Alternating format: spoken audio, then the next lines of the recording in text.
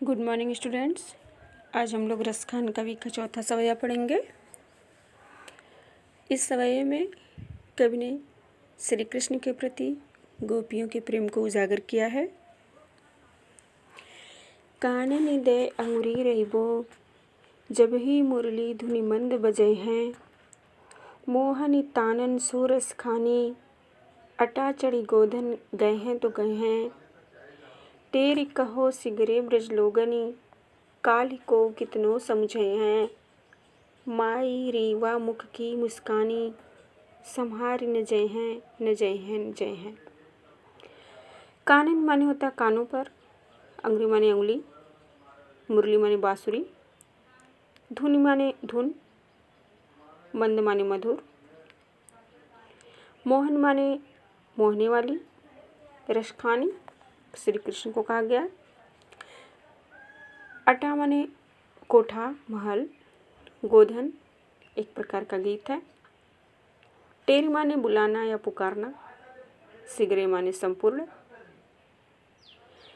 काली माने कल।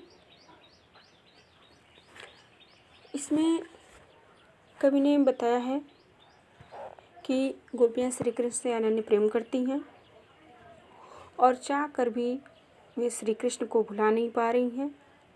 उनके विरह में, उनके वियोग में तड़प रही हैं और खुद पर नियंत्रण करने का वो हर संभव प्रयास कर रही हैं। कानन दे अंगुरी रहिबो जब ही मुरली धुनि मंद बजई हैं।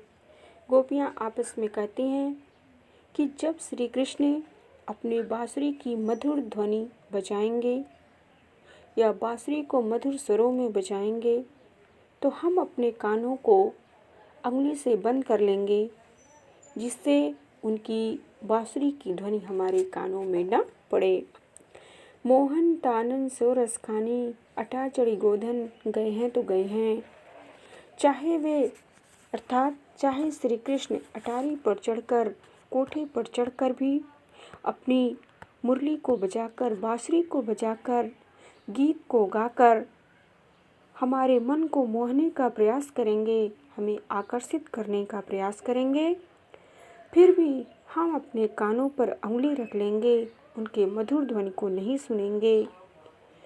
अर्थात यह कहने का तात्पर्य है कि यदि श्री कृष्ण के बांसुरी की ध्वनि गोपियों को सुनाई दे दी तो वह अपने आप को रोक नहीं पाएंगी, अपने आप को श्री कृष्ण से दूर नहीं कर पाएंगी।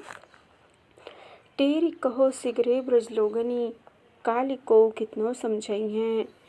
फिर संपूर्ण ब्रज के लोग गोपियों को कितना भी समझाएंगे, वह अपने आप को रोक नहीं पाएंगी, अर्थात सारी मर्यादाएं, सारी लोक लाज को त्याग देंगी। माई री व मुख की मुस्कानी संहारी न जय हैं न जय हैं न जय हैं। गोपियाँ कहती हैं कि श्री कृष्ण के मुख की मुस्कान अत्यंत मनमोहक है, मनोहर है। जब वह मुस्कुराते हैं तो उसे देखकर कोई भी अपने वश में नहीं रह सकता। सभी लोग श्री कृष्ण की तरफ आकर्षित हो जाते हैं और हम भी उनके मधुर मुस्कान को देख करके सारी लोक लाज, सारी मर्यादाएं छोड़ करके उनके पास जाने के लिए विवश हो जाएंगी या उनके पास चली जाएंगी। फिर से देखिए। कानन दे अंगुरी रहिबो जब ही मुरली धुनि मंद बजे हैं, मोहन तानन सो रस खानी अटा चढ़ी गोधन गए हैं तो गए हैं। कब कहते हैं कि गोपियाँ श्री कृष्ण से अनन्य प्रेम करती हैं, किंतु श्री कृष्ण उन्हें छोड़कर चले गए हैं, इसलिए वह दुखी हैं, नाराज हैं और आपस में बातचीत करती हैं कि जब श्री कृष्ण अपने बांसुरी की मधुर धुन बजाएंगे, मधुर स्वर बजाएंगे तो हम अपने कानों पर उंगली रख लेंगे, अपने कानों को बंद कर लेंगे, उनके बांसुरी की धुन को, बांसुरी के मधुर आवाज़ को नहीं सुनेंगे। मोहन तानन सो रस खानी अटा चढ़ी गोधन गए हैं तो गए हैं। ये चाहे श्री कृष्ण अटारी पर चढ़कर, महल पर चढ़कर बांसुरी की मधुर धुन बजाएं, गोधन गीत गाएं, हमें आकर्षित करने का प्रयास करें, किंतु हम उनके बांसुरी के स्वर को नहीं सुनेंगे। और यदि गलती से उनके बांसुरी का स्वर, बांसुरी की ध्वनि हमारे कानों में पड़ गई तो हम स्वयं को रोक नहीं सकेंगे। तेरी कहो सिगरे ब्रज लोगिन, काली को कितने समझाइए।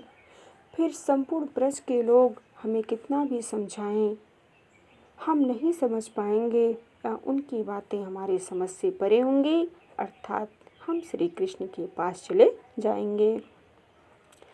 माई री व मुख की मुस्कानी, सम्हारी न जय हैं न जय हैं न जय हैं। गोपियाँ कहती हैं कि श्री कृष्ण के मुख की मधुर मुस्कान अत्यंत मनोहर है, मनमोहक है। उसे देखकर कोई भी अपने आप को बस में नहीं रह सकता, सभी अपना नियंत्रण खो देते हैं। इसलिए हम भी श्री कृष्ण के मनमोहक मुस्कान को देखकर उनकी तरफ जाने के लिए विवश हो जाएंगे। सारी मर्यादा, सारी लोक लाज त्याग कर हम श्री कृष्ण के पास चले जाएंगे।